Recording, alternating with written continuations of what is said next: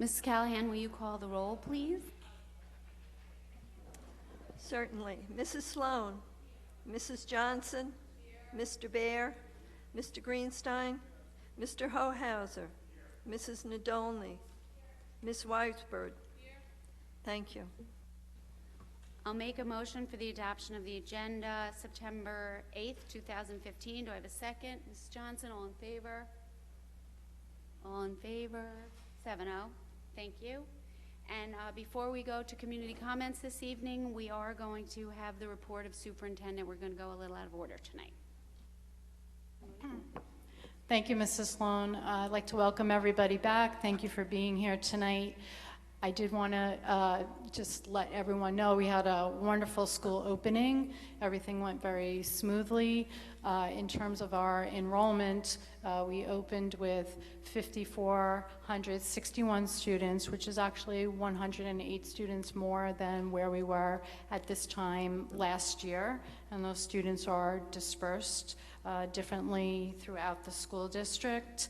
I do want to thank our facilities, technology, our administrators, our clericals, our support staff, our nurses. So many people worked over the summer so that we would be ready for the opening of schools, and their hard work has really paid off, and we were very happy to welcome all of our students back last week.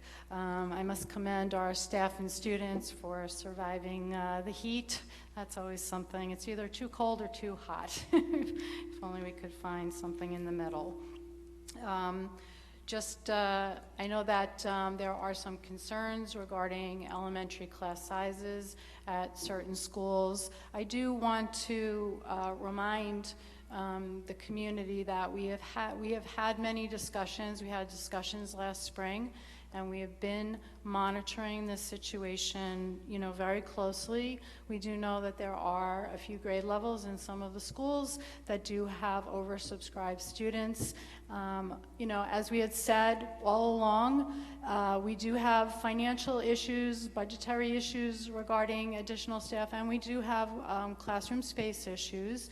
I am very proud of our staff for how hard they are working to accommodate all of the students. I have been to all of the schools. I have seen the classes. The classrooms are comfortable. The students are being well served. There are many, many additional supports being provided in those oversubscribed classrooms, and the parents of those grade levels were informed by their principals today of what those supports are. We are continuing, obviously, to look at the situation, to monitor the situation.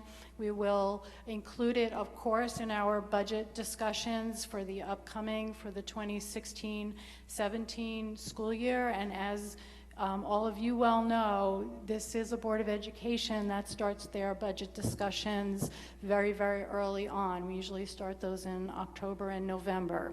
So we are very cognizant, aware of the issues. We are working with them. We are very confident in the skills of our staff and our students.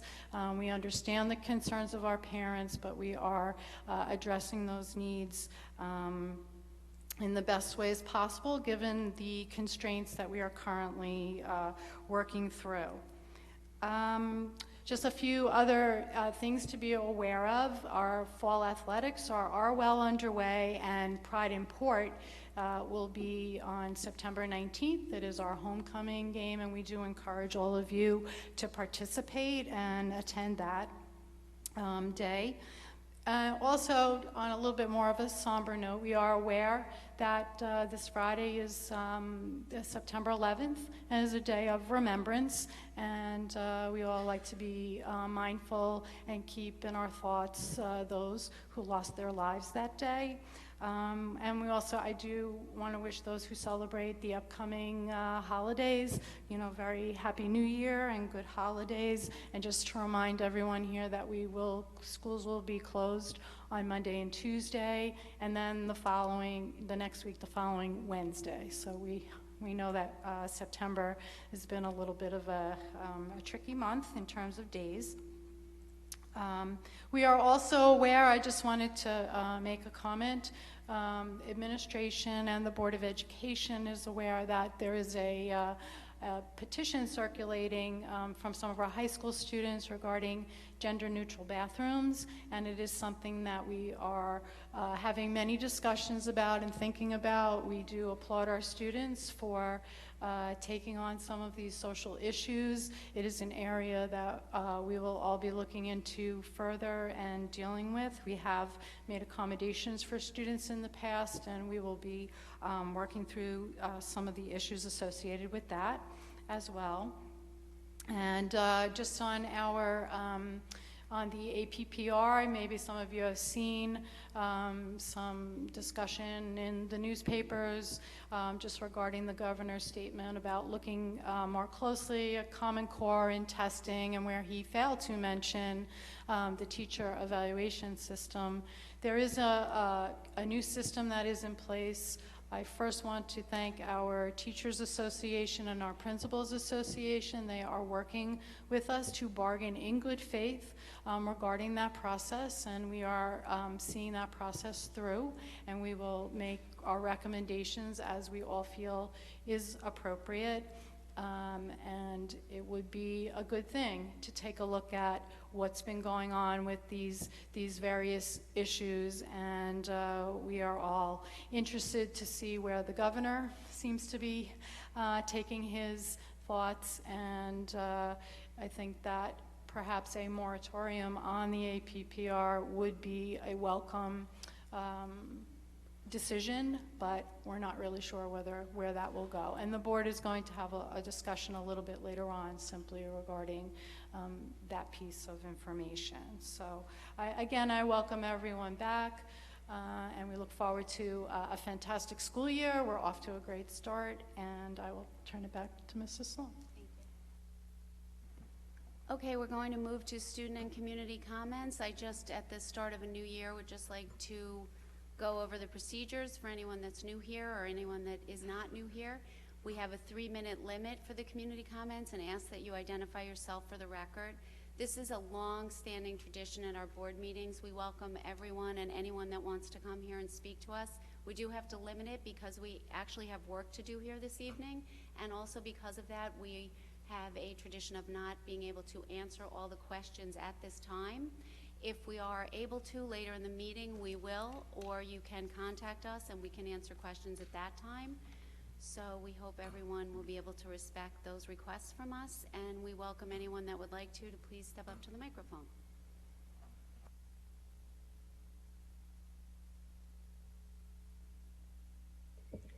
Hello. My name is Nicole Skolnick, and I'm the mother of 4 school-aged children. I'm here today to speak about the class size for my twin daughters who attend Manor Haven Elementary School in the 3rd grade. 8 years ago, we moved to Port Washington from New York City, looking forward to taking advantage of all the wonderful things this town has to offer, most importantly, the schools. With 4 small children at the time, we knew that the city schools could not provide the intimate class setting a suburban school would offer, so we moved to Port Washington, a town with a reputation for fine education. Little did we know that our 7-year-old daughters would be sitting in classes of 28 kids in 3rd grade. We feel like we have been let down by our district. No matter how amazing the teachers are, and they are amazing, 28 students in a demographically diverse school such as Manor Haven is too many.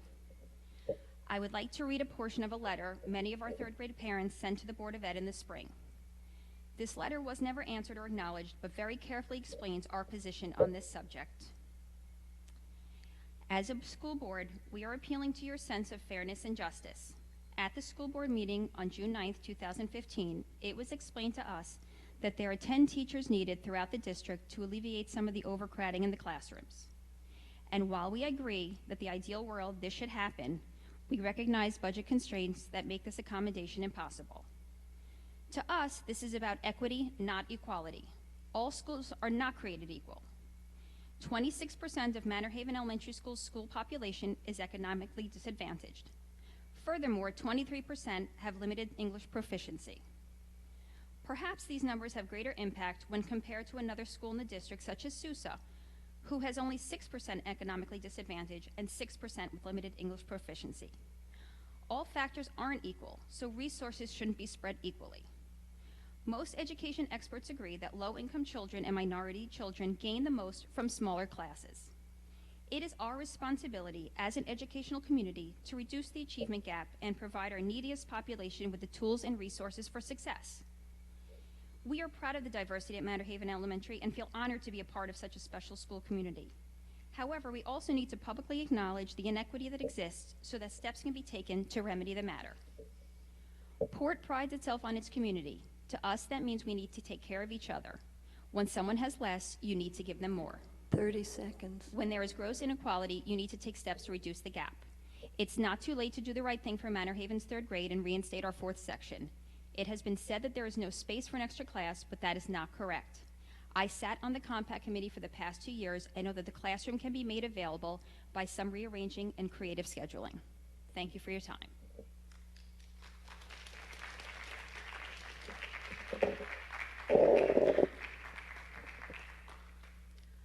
My name is Lainey Lieber, and I've been an educational administrator for 15 years. But today I stand here before you as an outraged Manor Haven third grade parent, a constituent, and a voice for those who didn't have childcare and couldn't make it tonight. According to the landmark court case, Brown versus the Board of Education, separate isn't equal. Schools within a district should have a racial breakdown of not more than 10% off the district-wide average. For example, our district-wide average of Title I students is 15%. Thus, our elementary schools should be within 10 percentage points of that number, and yet we are not. Manor Haven is 26% Title I, which is 10% over the marker, while Sousa is only 6% Title I. The numbers are just as skewed for ethnic breakdown, where the district-wide average is 67% white. Manor Haven is at 40% white, while Sousa has 74% white. Our test scores also echo the nationwide statistics, which illustrate the gap between the high performance of the haves versus the have-nots, as well as the performance of the whites versus minorities. This is seen by the 2014 ELA exam, where 62% of Sousa passed their ELA exams, compared with only 45% of Manor Haven students. To be equitable, minority and low-income students are entitled to more. More services and smaller class sizes for these children helps to reduce the achievement gap. But instead of doing what's right and equitable, I find that we are going through the process of giving one of the largest class sizes in history to Manor Haven, while adding teachers to the third grade sections at Sousa and Salem to keep their class sizes between 20 and 22, while we grow to 28. Only data should be driving these decisions of where these resources go. You as a board and school administration can't claim ignorance to this matter. We've been discussing this with our principal since December. Many of us sent you letters in June with no response. The lack of response is actually just infuriating. The additional allocation of funds to the same grade in higher performing schools is unacceptable. Every child in this district should be in a similar class size and have the same access to the high quality education. My demands are simple. 1, it's not too late to be fair and equitable. Reinstate the fourth section of third grade at Manor Haven so that our class size drops down. 30 seconds. So that our class size drops down to 20 and 22 and mirrors the rest of the district. 2, just to let you know that the teachers in June have already made a roster for 4 sections and a roster for 3 sections, so that's ready to go. There is a classroom in Manor Haven that with creative scheduling we can use, and also the principal has found somebody she would like to hire and has that person waiting in the wings. So all we need is your approval to make this happen for us. 3 minutes. Thank you.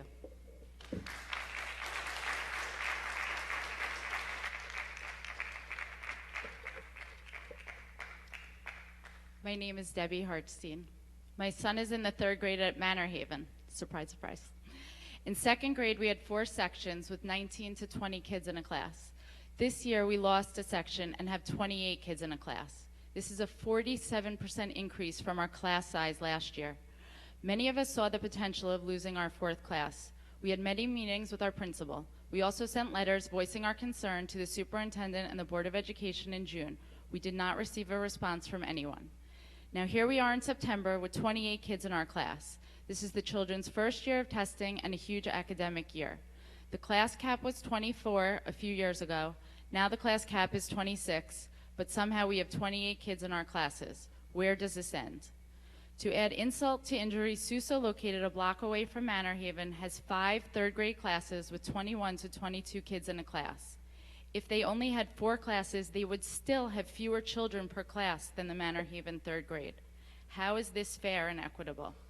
According to the New York State Department of Education, Sousa has a population of 6% economically disadvantaged and 6% limited English proficiency. Manor Haven, on the other hand, has a population of 26% economically disadvantaged and 23% limited English proficiency.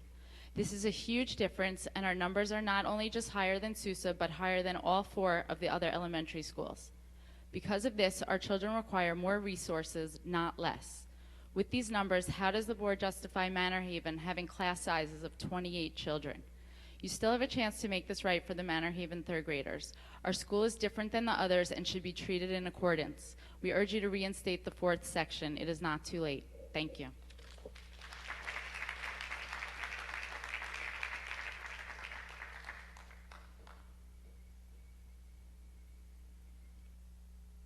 Tessa Jordan.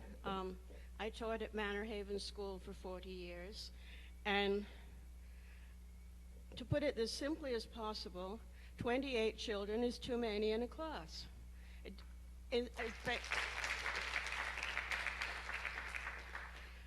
Certainly, every school in this district has different demographics, but whatever the demographics are, 28 children is too many. Certainly, everyone says they have confidence in the teachers. The teachers will do the best they can. Any kind of additional support will make some kind of difference. But the only thing that really makes a real difference to a teacher is having a smaller class. And the only thing that makes a difference to the students is having a smaller class. And this is something that really, as some of the parents have pointed out, you could deal with right now. The only way to deal with this issue is by adding an additional teacher at Manor Haven, and not simply looking at what will happen next year, but looking at it for this year, because this year is the only year that these children will be in 3rd grade.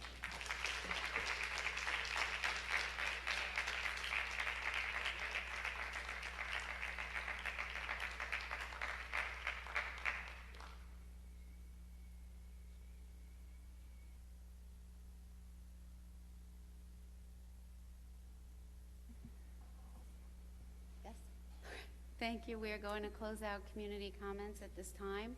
We thank you all for coming to speak to us tonight. Just a few points. The communication in the spring, because we have never pleaded ignorance, we have heard from parents at all the schools. It's not just Manor Haven that has some sections that are very crowded. There are different levels, but they're the same ratio over our policy, so they are equally as concerning to us. And we have tried to respond to everyone, but in the spring, there was quite a flurry of emails and letters from the parents of schools in many of the communities. We tried to reach out to the presidents of the school to help us communicate to all of them, because we couldn't possibly answer each and every letter. If that was taken as offensive, we do apologize, but our superintendent does have a lot on her plate and can't always answer every single email that comes, and that's how we try to communicate through our presidents. And as I said, we have never pleaded ignorance. Our administration, central administration, building level administration, and teachers have been working on this and watching this since last spring. We've been talking about it at every meeting. I don't know if you were able to be there or read the minutes or hear about this, but it is something we have been talking about since then with the building principals. We've looked at programs that we might have to cut to be able to make space, and it was decided that it was in the best interest of the schools to keep the programs and everything as they are and add the additional support to the classrooms. We will be continuing to watch this and to discuss it, and Dr. Mooney will be talking to all the building principals and any of the parents that have specific concerns, and we're all trying to do the best we can with limited resources and limited space. So I will just a couple other things tonight. Over the summer, the board worked on the board goals for the year, and they are now posted on our website for anybody that would like to take a look at those. It's what we'll be working on this year. The turf, the fill of the turf fields, both new and when our existing turf field is redone, has been a subject of great discussion, and as we said at the time of the bond, we would this fall be looking into that and having discussions. So our first meeting on that will be at our facilities meeting on September 22nd in the Daily Annex. I'm not sure if it's going to be 8 or 8:30 because there's a lot of material to cover, so that will be posted. But that will be the first meeting when we will be discussing all of the options, and the second one as of now will be the first public meeting in October, the evening of Tuesday, October 9th, I believe. And that will be a presentation from our architects, and we will keep everyone apprised of the meetings following that. October 6th. I'm sorry about that. And then finally, it was brought to my attention by a few parents some questions about the heat index for athletics and how exactly we follow what protocols and how we keep our kids safe, and that is all posted on our website under athletics for anyone who has any questions about that. So now I will move on to making a motion for the approval of the minutes for August 18th, 2015. Second, Mr. Hohauser, all in favor? 7-0, thank you. And our discussion item for this evening will be a technology update. Dr. Mooney, do you want to lead us into that? I'm very happy to have our Director of Technology, Mr. Ryan Maloney, make a presentation tonight. There's been a tremendous amount of work that has been done to upgrade our infrastructure over the last couple of years, and in particular this past summer. So Mr. Maloney is actually very excited to share all of the good work that has been done by our technology department, and we are very pleased to be able to provide you with these updates as well. We think that everyone will be happy to see how far we've come in a very short time. So Mr. Maloney, I will turn it over to you. Thank you. Thank you, Dr. Mooney.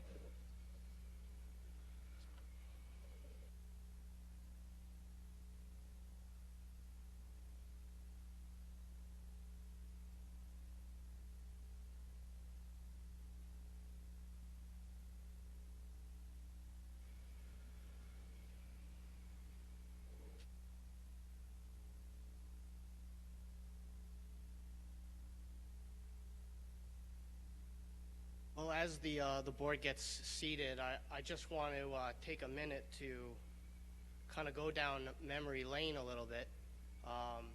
In the winter of 2013-2014, you might have remembered we tried to do our presentation to the board several times, and the board meetings were all snowed out.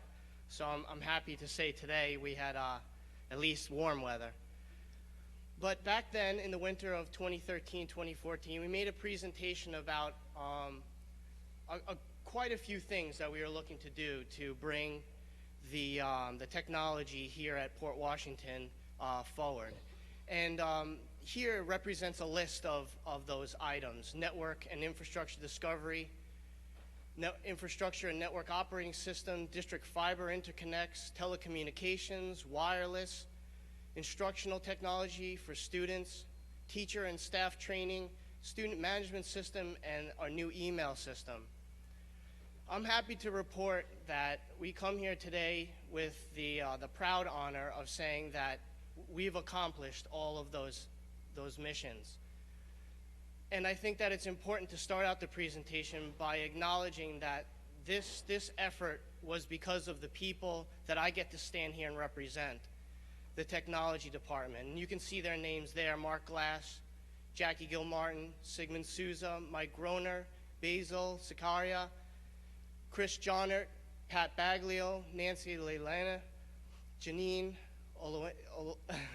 Olensky, excuse me, we call her Janine, Michelle Serro, Lai Chan, Pat Berkey, and Mary Geiger. And of course, two of our retired ITAs, Carol Fazio and Paula Kellner. They are the champions. They are the people that if you see them in the hallways, see them in the parking lot, please acknowledge them and give them the credit. Without them, none of this was possible. And yes, please. Again, I just have the honor of presenting here, but they're the champions of this effort. Oh, other way. Okay.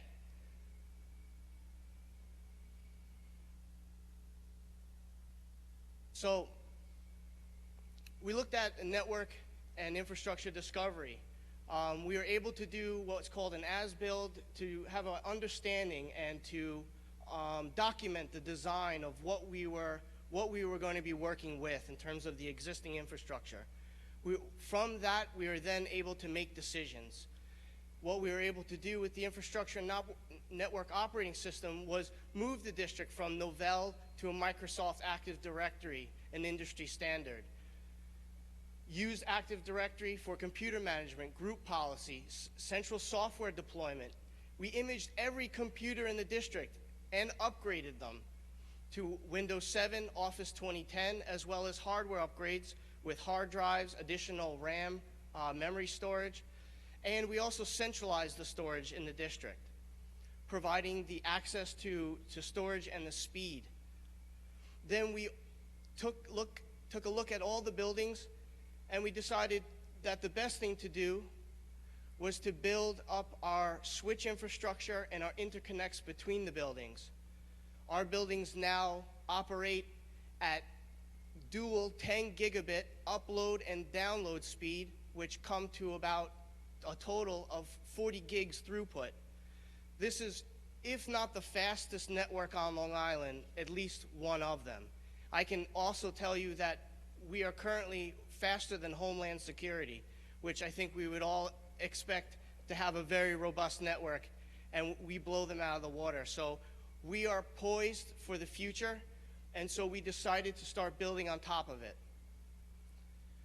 We started to roll out a telecommunications system, and we are still tweaking that as we speak today. In addition, we provided wireless in every building, and we did something that I've never seen before. We implemented a schedule where all the wireless can be turned on and off at any point in the day, but also for a schedule within all the buildings. This provides a certain amount of control over those devices, but also aids us in saving power when it's the weekend or at night or on vacations. We can turn all those access points off. Next, we moved into upgrading our delivery of instructional technology. We worked with Ms. Mary Frizel, Director of PPS and the PPS administration and staff. The technology department focused on improving support for the assistive technology services continuum. First, we looked to increase the hardware that could support students in every building.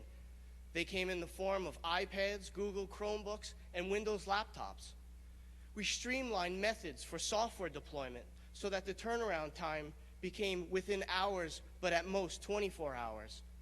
Next, we established channels for support and professional development for the instructional staff. So as these new devices were being deployed, as the new software was being implemented, they had support structures so that they could learn how to adopt these new tools in the classroom and work with the students and parents. Next, we took a look at the instructional technology in every classroom, looking to build a standard across the district. Some of the things we were able to do was roll out 450 new computers, upgrade 650 existing computers, and roll out new Google Chromebooks in the amount of 1,200. Some interesting statistics as it relates to the Google Chrome implementation. As of 5/28/15, we had logged in on an average day 1,904 active users. in one in one day, rather in 1 month, we had 109,000 documents created. And that comes out to about, also, our backups grew to about 12 terabytes of storage. That's about 12,000 gigs of data, or 1.2 million megabits, for those of you who still measure in different amounts. We have 2 million internet requests going out every day. That's an average of 684,000 internet requests per hour. So those are some interesting growth statistics of where we've gone to as we've rolled out these carts. You can see 7 carts at Schreiber, moving towards 7 carts in Weber, and by the end of October, the numbers that you see here will be in the building. We have them on site. We're just integrating them into our Google domain and deploying the carts out to the buildings. But most of them are out the door. What you see here is maybe +2 on every school that we're still going to be rolling out, because it's not done. In a sense, it's never done. But this is the target as for this October. Windows laptops, about approximately 50 across the district. Apple laptops, approximately 25. About 350 iPads over the last year and a half, and about 140 interactive whiteboards over the last 2 years.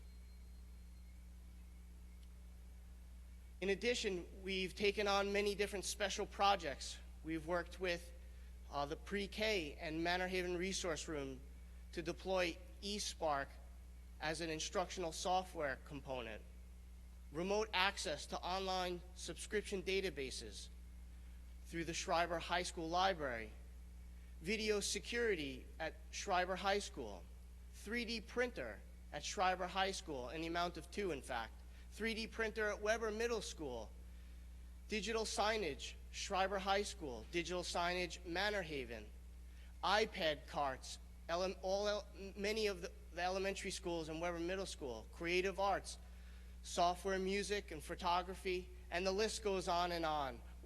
Video editing, Weber Tech, math and focus, online content and digital resources, assessment resources, skills pointer, NWEA, assistive technology, which we spoke about briefly, STEM, hour of code at all elementary schools, and the writing center at Schreiber High School.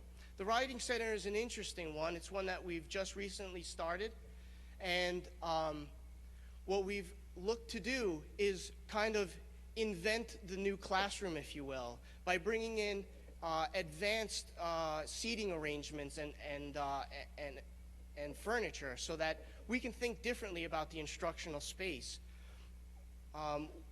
We're not going to go too deeply into that tonight, although we are very excited, and tomorrow, in fact, is our kickoff meeting with the Schreiber staff. But what we do plan to do is come back at a later date and have a deeper dive and some photographs of the space as we work with facilities, the high school department, and all the staff to show what this space can truly be.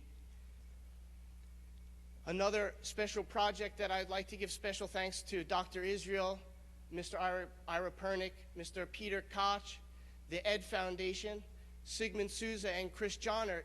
This is the TV studio. This is a major undertaking across the district to provide a state-of-the-art video production environment. And when I say state-of-the-art, I mean just that. The hardware that we've provided and the environment that we've structured is second to none. In fact, we've mirrored it very closely to a studio that has been generated at Hofstra University, which again, they teach their graduate level students to operate on this equipment so that they can go out into industry and be ready to be employed.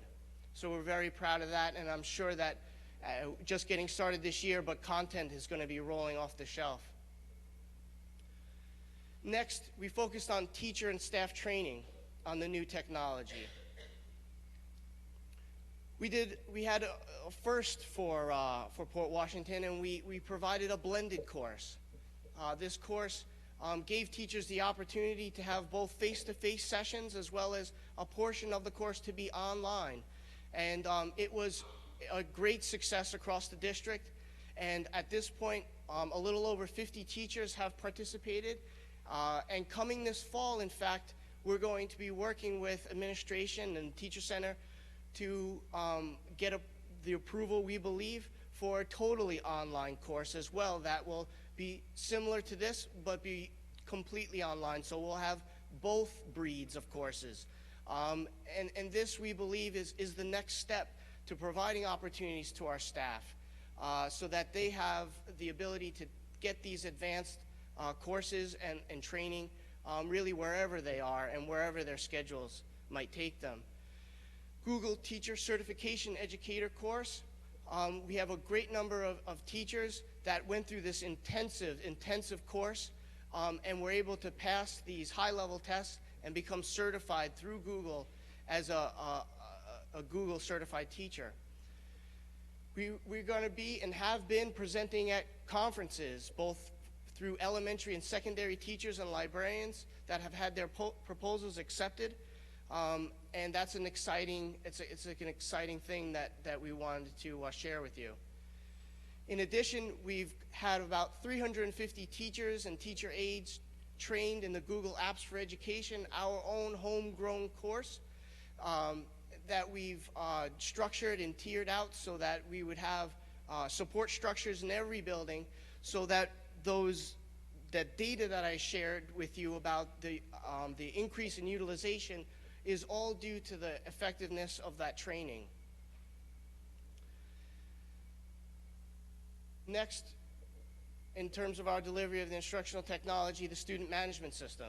We implemented this at the beginning of our second year here at Port, implementing Aspen, our student information system. And what we're going to be focusing on this year is refining the parent portal access for the secondary schools, as well as student portal access for the secondary schools, online course delivery, curriculum map integration, Google Apps for Education integration, and customization, as well as focusing on the ever-changing and increasing New York State data management. In addition, one of the things that weren't on the list but are happy to share with you this evening is Follett Destiny Library Automation System. We were able to find some time and energy to implement a new visual catalog that is for our K-8 students.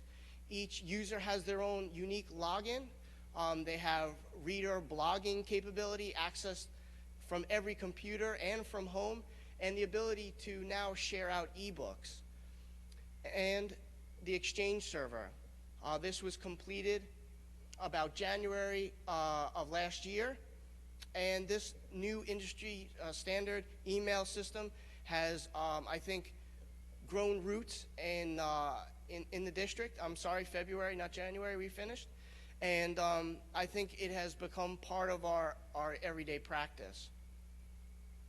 Looking forward, we're going to continue to increase teacher training opportunities. Now that the infrastructure and many of the things that I shared with you are completed, we are now shifting gears and are focusing in a large way on being a department that really generates as many opportunities for teachers to come and work with us and get access to training so that they can bring that new knowledge and tools into their classroom. We want to spotlight research, working with the libraries K through 12, provide a plan to increase mobile technology across the district.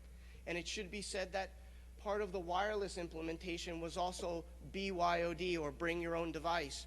And on average, we have about close to 3,000 devices on our network that are brought in from home, whether it be our students or our staff.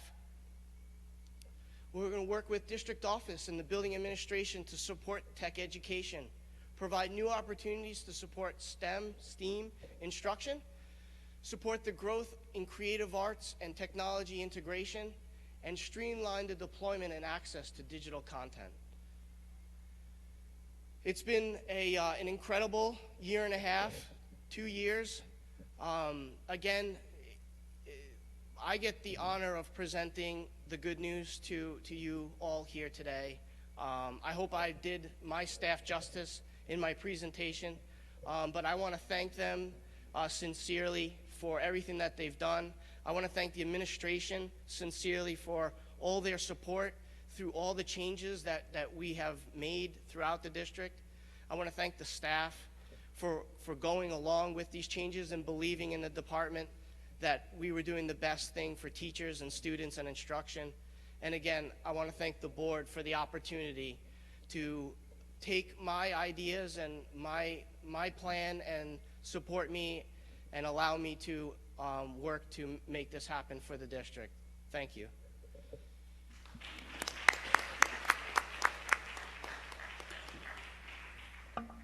Before we go on to see if there are any other questions or comments, I have to thank you, Ryan, for everything you've done since you've been here, and to the community. Seeing all this may not seem as spectacular as it was, but when he came here and started talking about the things he was going to do, and I have to admit, most of it I didn't really understand, but it's amazing everything that you've done in such a short time, and I believe overall in your, was it a 5-year plan or a 7-year plan? It's a 7-year plan. And have you completed it yet? Pretty much. Yes. So I really think that's really worth another round of applause for you and your entire staff. Thank you. And one of my staff members brought to my attention in my most humble way, I have to apologize that for my own poor process, I didn't include Teresa Tiberia, who is also a TA, who is unbelievably part of this process. So I apologize for that. Thank you Thank for you. letting us know, and to your entire department, really, especially those that have had to work with the board on explaining our new email system. But I think we have it now, so thank you. And does anyone have questions? Larry? Yeah, well, thank you. I guess one of the things that bear pointing out is your department is probably half the size of districts that are half of our size. So the fact that you were able to get this done so quickly and so efficiently is a true tribute to you and your staff. We've had this discussion in the past, and I would just sort of, I guess, like everybody to sort of hear what it is that you have done to protect the security of our data and for hacks, and that, you know, and our sensitive student information, to make sure that it doesn't fall into the wrong hands or the hands of marketers. Sure.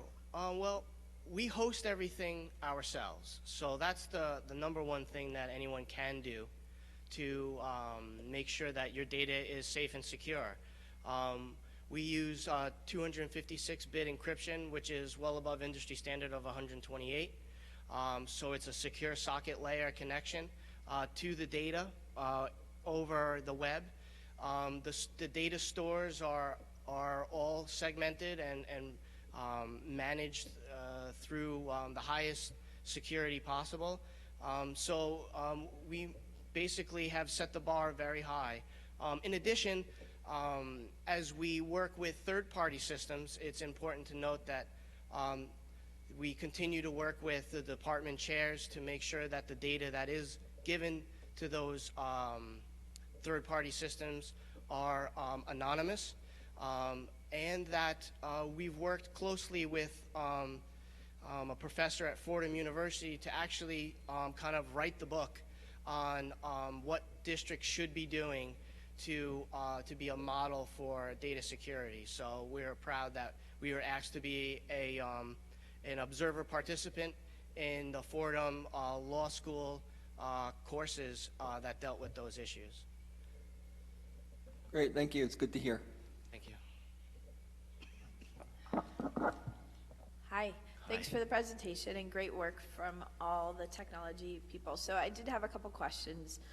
The first question is, I know that we started to implement iPads into some classrooms. Some HSAs have or PTAs have donated some money to go towards that.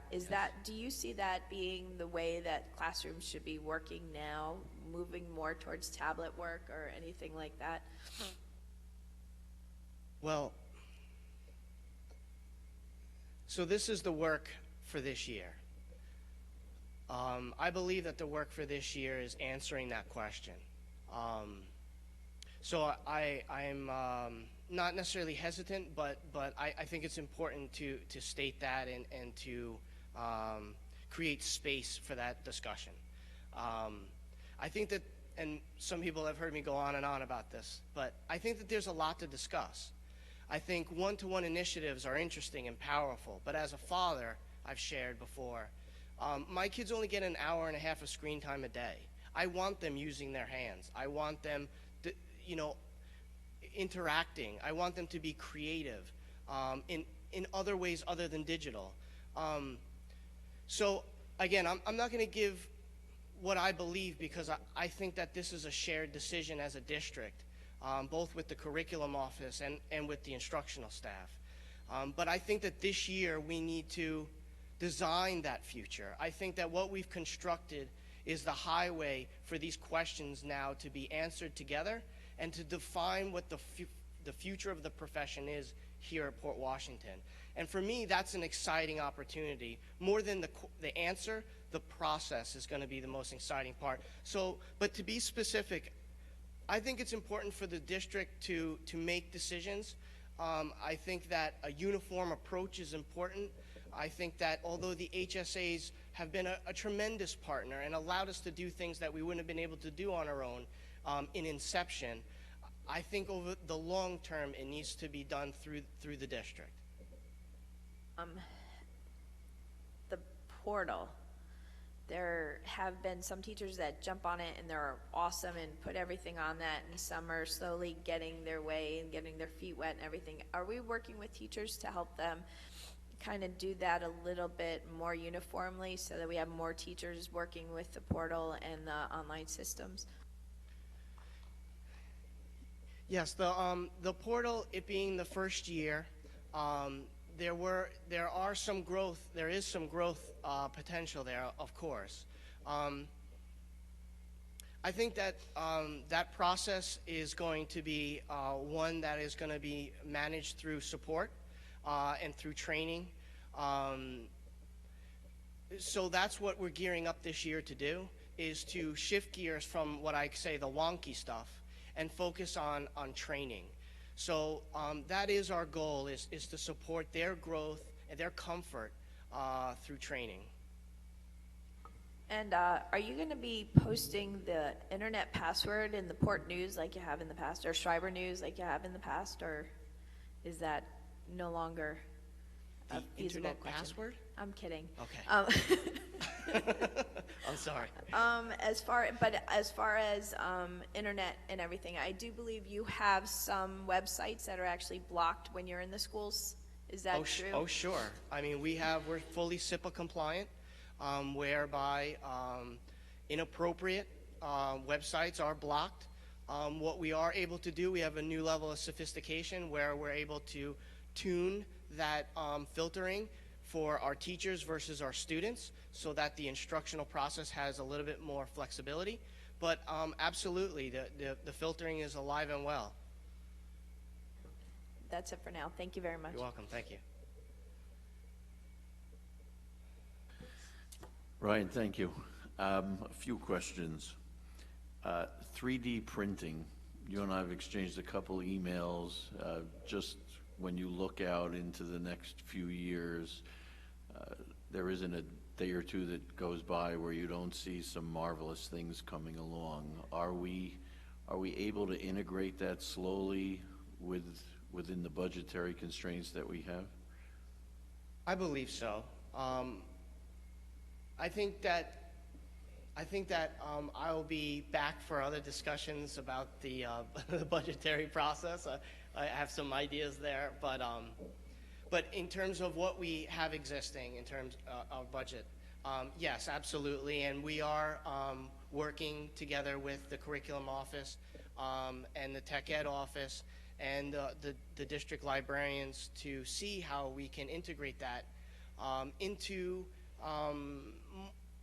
more of a ongoing practice, so that we start earlier, create different experiences, a little bit more deeper experiences, so that we employ more of a constructivist research model where they're producing something at the end.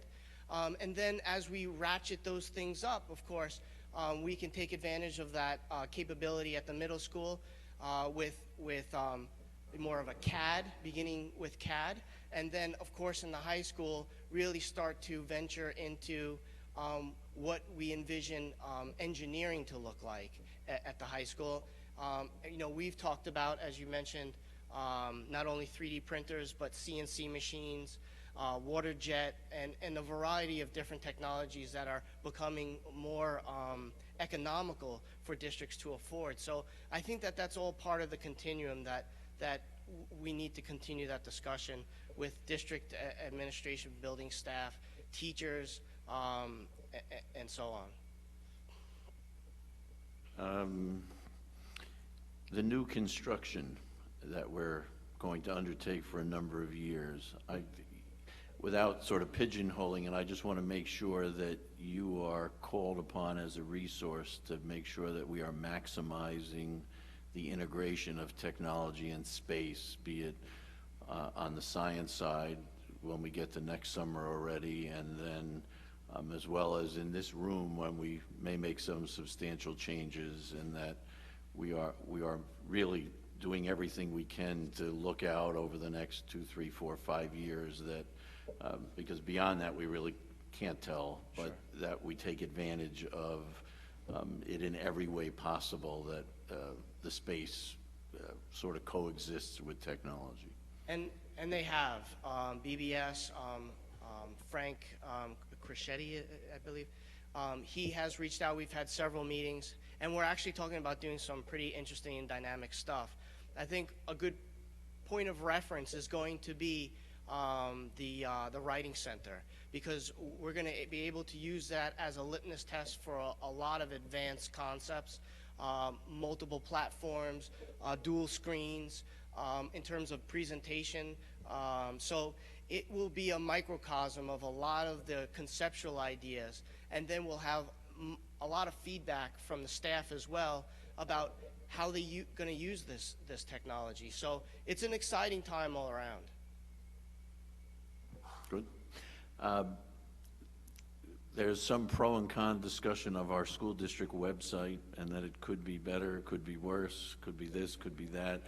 Are we looking at some committee, if you will, of your group and maybe a couple other people to sort of look out and say, what should it look like a year from now, or whatever? Is there a process that we're going to undertake with that? Well, speaking before you today, I haven't had any conversations for this year just yet. But I would imagine that that process would happen through the technology committee. I can say that the department, although they've all been, I think, long-term benefits, they've been change. And I think change is something that you have to manage, and the dosage has to be right. So in many ways, the district utilizes the website tremendously, as well as the teachers. So that's one constant I wanted to keep, although it doesn't render beautifully on an iPad. Even though I know that, I believe it was important to maintain consistency in that one area. But moving through this year, that is a topic of discussion. Thanks. Just two more. One, any thoughts on, you had referenced earlier with 3D printing that we would have CAD in the middle school, which of course would require resources, and then, quote, engineering here, which would again require more resources, which is fine in the sense of it, because I think we need to address it. But are there other classes you would like us to add when you look at our overall program from your sort of seat? And not that it's good, bad, or indifferent, but just from that push of the technology side, where would you think we need to put some more oomph behind? And I don't ask that as a trap question. I don't often do this, but I'd actually say that I would need to go and speak deeper with those departments, with the building principals. I can honestly say that I've kind of had a little bit of a myopic vision of what I needed to address before I could venture off and be supportive in those other areas. So although I don't often say that, in this area, I think it's appropriate to say that. I think it's important first for me to go back and have many more conversations than I've had. Okay. And the last one. Yes, sir. Any chance we can stream graduation next June? There is a chance. Since we have the time, I believe that we can get that done. Thank you. I just wanted to add that regarding the website, one of the goals of the policy committee this year, and I know it's early in the year, so we haven't had a chance to talk about it yet, but one of our goals this year is to work with the technology department on the website and to make it more user-friendly and improve it, you know, where it can be improved. So that is one of the things we've been looking at and are going to be working towards. I look forward to that, and I do have some experience working with boards on presenting their policies so that they're a little bit easier to traverse and access and search and so on. So I'd be more than happy to be part of that. Thank you. And thank you very much. Thank you. I just wanted to speak for a moment to the Writing Center and the TV station. And I know it was from the generous funding of the Ed Foundation that we were able to bring them here, but they wouldn't have, the TV station wouldn't have gone anywhere without your help. And I was there personally when you came running in to a meeting with Mr. Pernick, literally, because you were excited and started talking about all the things you were going to do, and now it's off the ground, and kids are having opportunities that they would never have had and becoming interested in things that they want to pursue in college that probably never would have happened, and it's really remarkable. So I wanted to thank you, but I also wanted to ask if you envision the same sort of thing happening at the Writing Center, and if you think that we'll be able to have some kind of programs with all that equipment and all of the technology you're bringing in there. Oh, absolutely, absolutely. I mean, already, you know, Mr. Pernick has shared the buzz and the excitement that's in the building. I think we're anxious to be able to share and to bring the portfolio, if you will, of exciting news that's going to be happening there from the facilities standpoint as well. I know Mr. Restano is also, he shared with me that he's excited to kind of show the craftsmanship of his guys. I'm excited to kind of present a beautiful instructional space and what technology can do. And I know that Mr. Pernick, along with his APs and chair people and other directors in the building, are excited to leverage this space. And there's going to be no shortage of ideas. It's going to be how we manage them all in the space is going to be the challenge, not shortage of ideas or productivity, I can assure you that. Yes, I think we're done with our Thank you. presentation. Thank you very much again.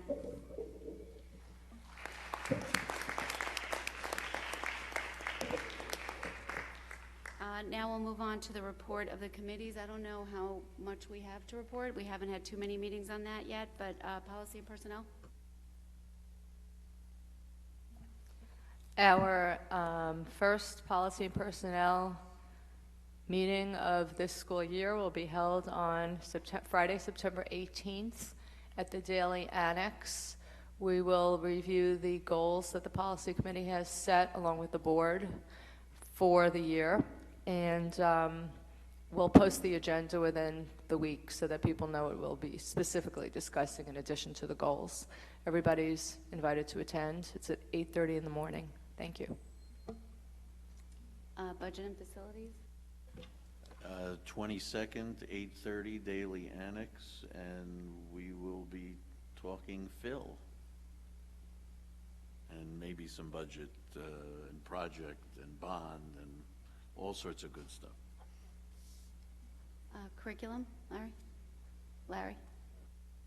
Curriculum, we're meeting on the 25th, and we will post an agenda shortly, and we haven't met yet. Okay, I will move to the action items A1 through D13, pulling C6. Do I have a second? Mrs. Johnson, all in favor? 7-0, thank you. I would like to just take a moment to thank the Manor Haven PTA for their generosity to the district. We approved some donations this evening. On the agenda, if you want to go online to look it up, in case anyone hasn't seen it, we do have the dates that we are expecting some of our personnel to be receiving tenure this year. And now we'll be approving 2 committees this evening. Members for the committee, it's the Audit Advisory Committee and the Legislative Task Force. Again, those names are listed on the website. The Legislative Task Force is something that we have had for a few years, but it's been reinvented. It's now going to function more along the lines of a regular board committee. We have board members on the committee, and we have a co-chair, a member of the community, and community members on it. But it will be open to the public to come and watch and listen, and certainly lend your own comments to whatever is going on. So I'll make a motion for item 12, 1 and 2. Do I have a second? Mrs. Johnson, all in favor? 7-0, thank you. And the first meeting of the Legislative Task Force will be posted on the website. I think they're trying to work it out now. And we will get reports on that to hear what's going on that's pertinent to us. Any old business? New business? Do you want to start, or you start? Okay. New business. We tomorrow is the deadline for us to make any amendments or rebuttals to the proposed resolutions of the New York State School Boards Association, which is holding their annual meeting later in October. And so Chris and I got together and we sort of went over it and came up with a few of these proposals which we'd like to discuss and possibly amend and or rebut. So those forms, I think you have copies of them as well, but it's all in this booklet. And the first one that we're looking at is resolution number 2, which basically deals with hang on, let me just find it. Basically says that the New York State School Boards Association, in conjunction with the New York State Board of Regents and the New York State Department of Education, shall work collaboratively to modify the scheduling and frequency of state-administered standardized assessments. And our thinking on that was that we should expand that to also include superintendents, administrators, and teachers, and most importantly, to also, besides modifying the scheduling and frequency, to modify the quality of the state-administered assessments, because if we're going to be testing our children, we'd like there to be data that the tests are valid and predictable and help inform student instruction. So anyway, that is the first one that we would like. Should we just, as we go through Yeah, them, see if that's fine. anyone have anybody opposed to that change? So Everyone in favor? If there's no objections, then we can move on. Number 6 is, and certainly I'm sort of rushing through them, but if anybody wants to spend more time on it, that's fine. Number 6 is a resolution dealing with having the School Boards Association advocate for changes in the ACA because there might be certain penalties accruing to school districts. And in there, we were sort of proposing a rebuttal because there might be a lot of unintended consequences with lobbying for any changes to the Affordable Care Act. And we believe that if we properly construct our negotiations and our contracts, we can sort of make sure that the penalty does not kick into us without having to go and change the law. So that's the next one we have. So if there are no objections to that one. You were asking to not support it? We have a rebuttal, yeah. Yeah, so that we were just going to rebut that one to not support it, yes.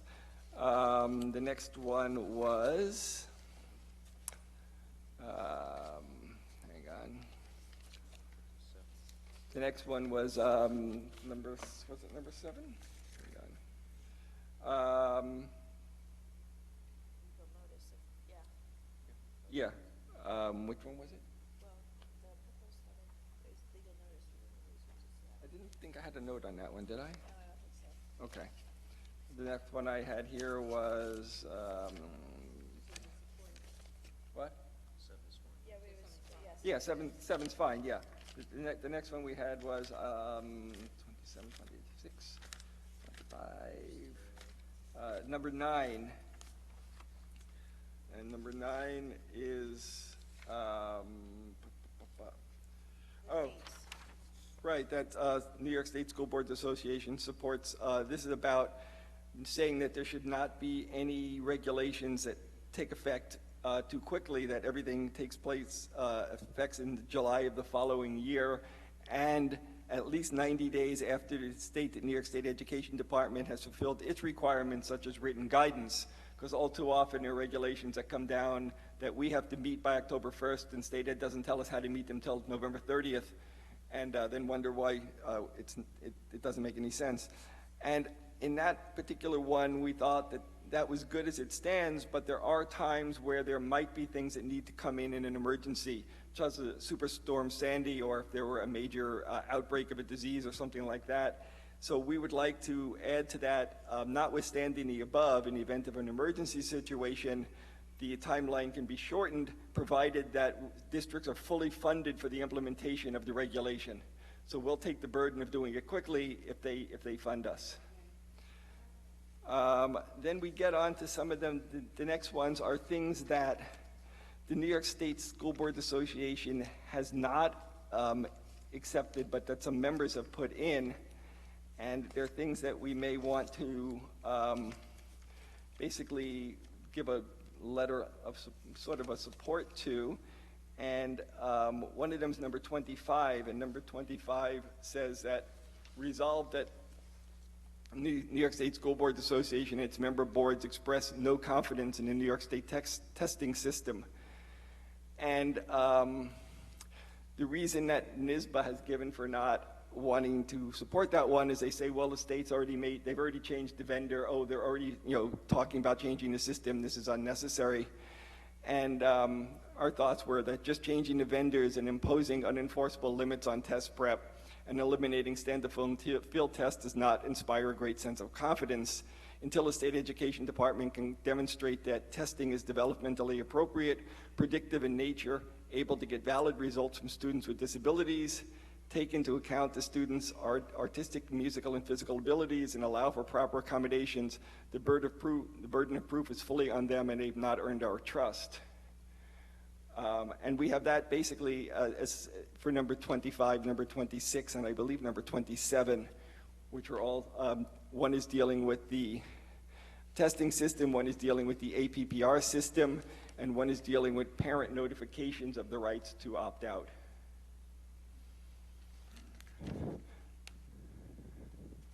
So I don't know whether we want to go with any, all, or some of those.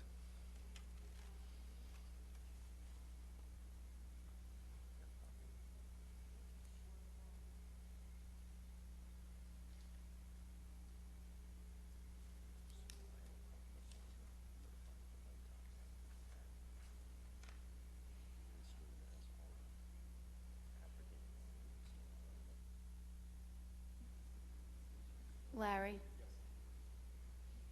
Can we review a little more closely 25 and 26?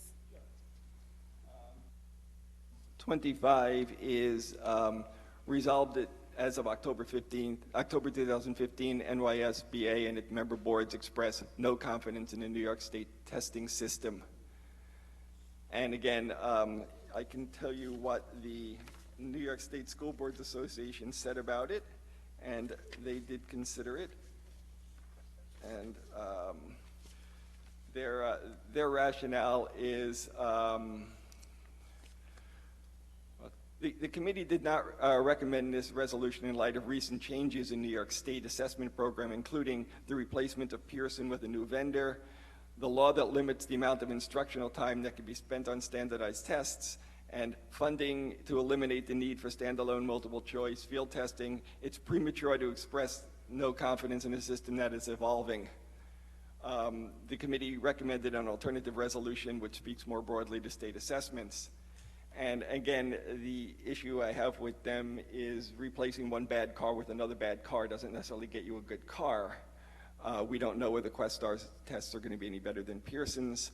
A law can limit the amount of instructional time, but there is no way to actually go into a classroom and see that more time is spent on test prep than is allowed.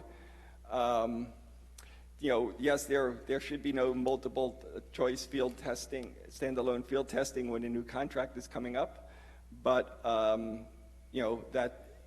basically it's whether we have faith that the New York State Education Department, which has steadfastly said that it was doing a great job until very recently when parents started complaining about it, is now all of a sudden became competent and is able to actually do what they say they're going to do just because they say it.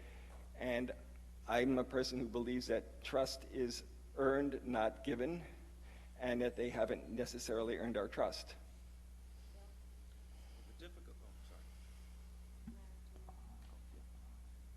In theory, I'm not opposed to this, but the problem I have is that right now we're being asked to express no confidence before the test is rolled out or the system has been rolled out. I think that detracts from our credibility in a lot of ways. And I think we have to at least look at it and then at least have an attempt to judge whether or not this new system or however it evolves is going to be adequate or not. And I think that's important because otherwise it's outcome determinative, and that will detract from our credibility as an evaluator of how we fall on this issue. How about if we added the word current in the current New York State testing system, because it is undergoing change, but currently what we've seen to date, we have no confidence. The problem with that is that we know it's not going to be continued that way. So we know it because we've heard the public pronouncements. It's not going to be the same. I don't know what it's going to be. I think everybody on the board would agree that the implementation was awful and questionable, and there are validity questions anyway. But to come out in advance and say we don't think it's going to be good because we've had bad experiences is really, I just don't think that gains us anything. I understand your point. I think what it is do we have confidence, do we have a reasonable assurance at this point that what they're saying is going to be better will actually be better?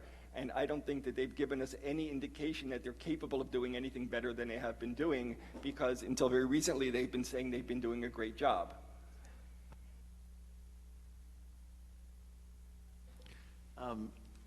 I struggle with any terms that are absolute. So no confidence, for me, portrays that an absolute is being requested by this particular amendment or policy, or however you want to, resolution, I'm sorry.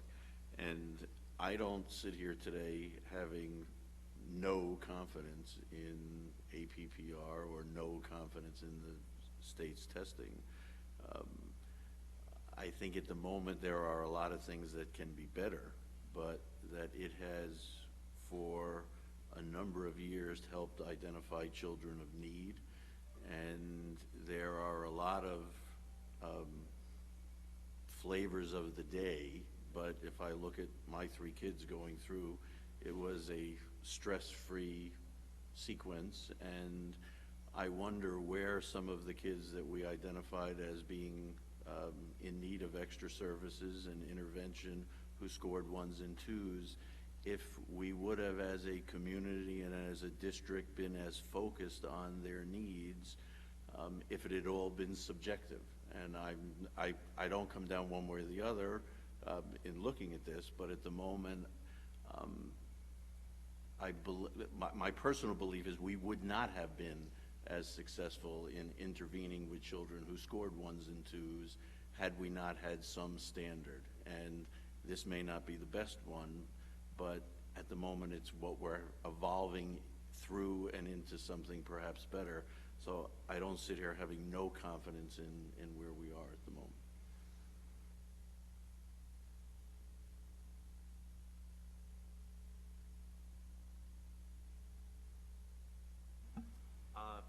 I don't think that, first of all, again, the same points I made before still hold, but I don't think NYSED has been patting itself on the back and saying that they've been doing a great job. They're on the defensive, clearly. The governor's come out and said there are going to be changes. And there's another point. Do we think that a resolution like this is going to will have more of or have a chance at having more of an impact than one that said, look, we need to have these changes, and we appreciate the way that you're going, and mark on, and hopefully effectuate the change that way? I think this will not really do anything here. I don't think it's going to work, and I don't think it will have a positive impact. I just don't. Okay, so it looks like we don't have agreement to go forward on these, which is fine. But I would just like to comment on something that Alan said, because I had asked this a number of years ago. Are there any students who required interventions that were spotted by the state tests? And the answer was no, we knew about all of them in advance. So the state tests have not been determinative or helpful in any way in providing services to people. We already know who's struggling. At the very best, it's made us give services to kids who just had a cold that day and didn't score as well as they should, who might not have actually needed the interventions. But if a kid got a 2 on it and we thought he needed interventions, we were giving him interventions anyway. And if he got a 3, we don't want to be forced to take the interventions away because we know the very next day he's going to fall back to a 2, and we're going to give him the intervention. So we've been using what you would call subjective measures to track these kids and find them and provide them what they needed. So I don't think the state tests have been helpful, but I understand that, and I'm good with just the changes we made earlier. That was the reason I wanted to have the discussion, so I appreciate everybody's input. Thank you. Thank you, Larry, for the work you've been doing with NYSBA. I just wanted to say that all along you've been leading us through that, and we got here today finally because you've been working on it, so thank you. And Chris, you wanted to say something? I did actually. One of the ones that we had agreed to support had to do with notifications, how the school district now has to notify as per votes and everything else like that. And there's actually something in here asking to change it so that you don't necessarily have to do it into 2 newspapers or possibly include online. So I actually just like Mary's input perhaps, as far as have you had difficulty with costs of advertising different bids or notifications or anything else like that? Number 3? Yeah, I think it's number 3.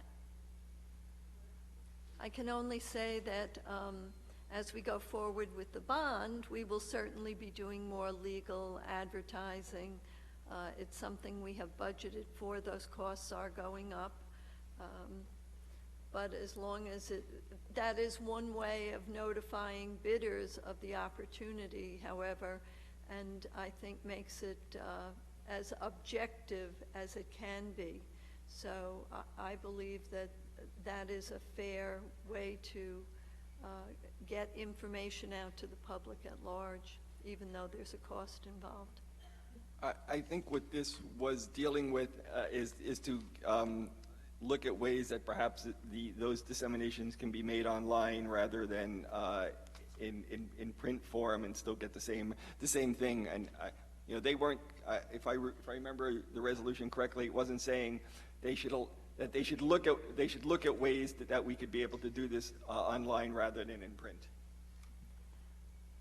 And I suppose if someone came up with a repository somewhere in the big iCloud in the sky where all vendors would know to go to, rather than our putting it on our website, because there are 700 school districts in New York State, I don't think vendors are really going to check unless it's a common space. Yeah, something like OLAS maybe for these things going forward in the future. And I guess that's what they were just asking stated to look at developing something like that as a way to disseminate the information more easily.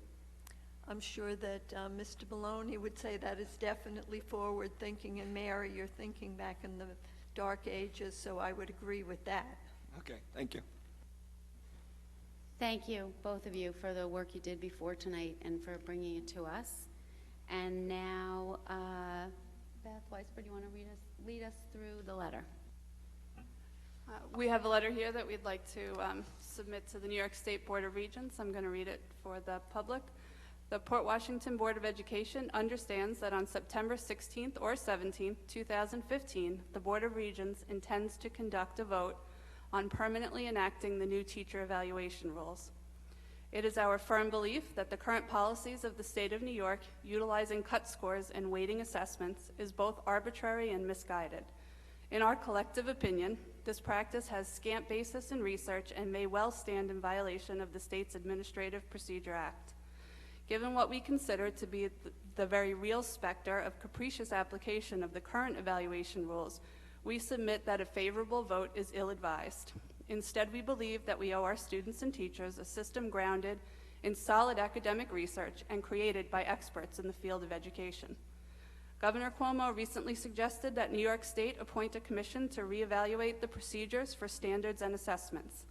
In the interim, it is our belief that a vote against codifying the current proposals will lead to mutually beneficial policies based on the input of experts, practitioners, and stakeholders, which will move our schools forward.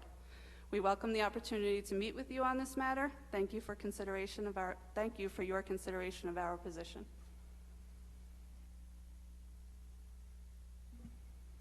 I guess it's pretty straightforward.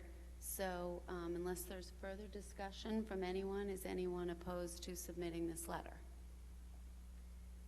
We're all good with it? I'd just like to say we can send it not only to the chancellor, but we can also probably should also send one to Roger Tillis, who's our local regent. Yeah, I know, but a specific one to him rather than just the one to her. Mail out 2 letters, but yes. Okay, thank you. So we will submit the letter and we will have it posted on our website in the appropriate place on the website. And I just have to mention, I have to say this publicly, and I would ask anyone who agrees with me to submit a letter to the appropriate legislator that I think Larry Greenstein should be on that committee, and I hope that that will happen.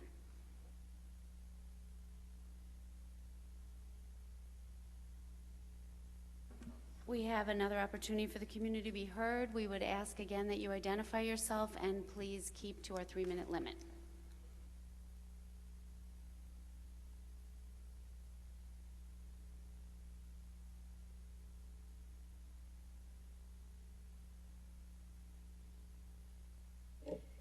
Elaine Berman, I am the dinosaur in the room. I taught in this district up until 19 years ago when I retired. I was very impressed with all the technological innovations, although I don't understand many of them. However, the best education, as far as I'm concerned, starts with small classes, starts with good teachers, one-on-one interaction, and comfortable, perhaps air-conditioned classrooms. And I think that's where most of your money should be going. Thank you.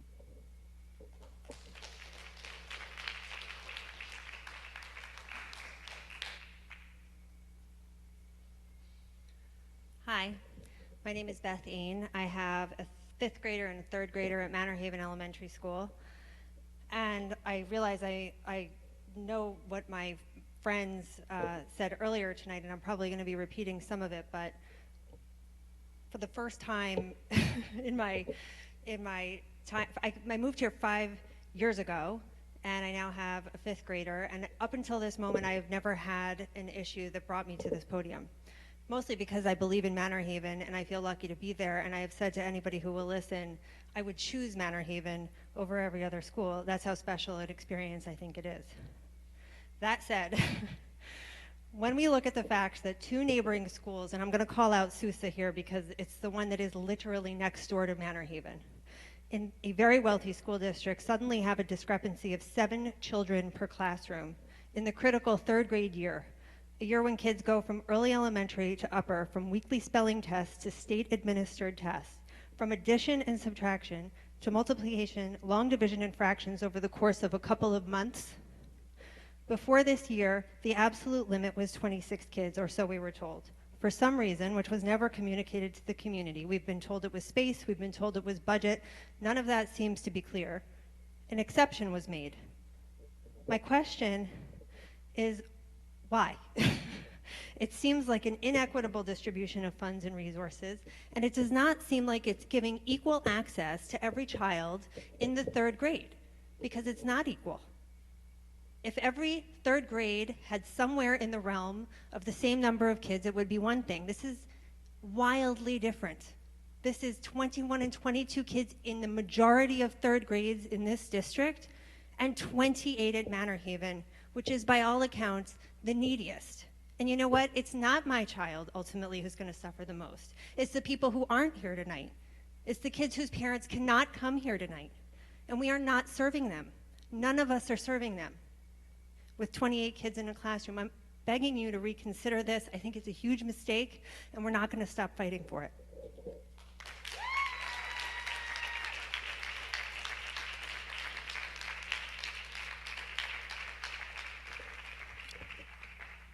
Good evening, George Borda from Manor Haven. It seems like Manor Haven rose up today. I just would like a very simple request.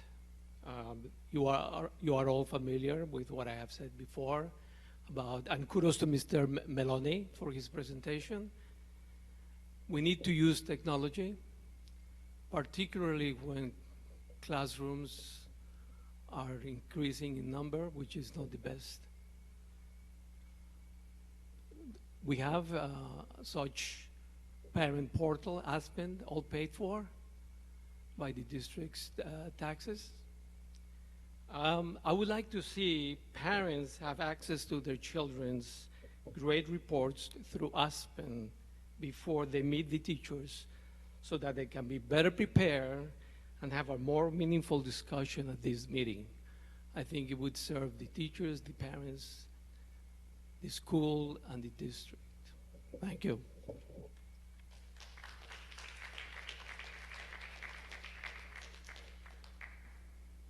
If there are no other comments at this time, we will close out, and we are, oh, no, we have another.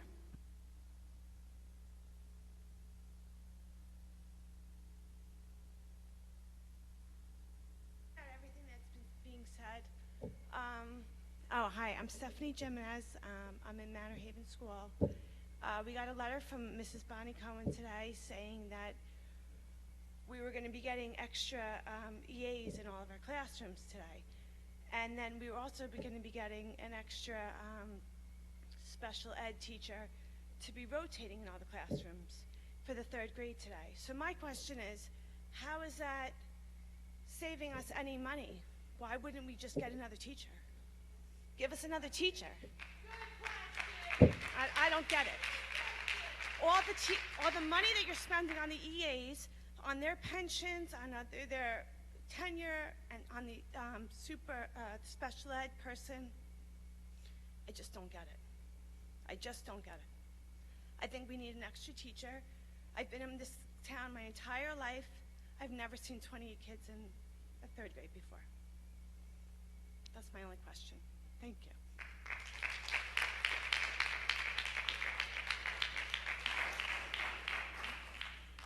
Okay, I guess we are adjourned now. Thank you.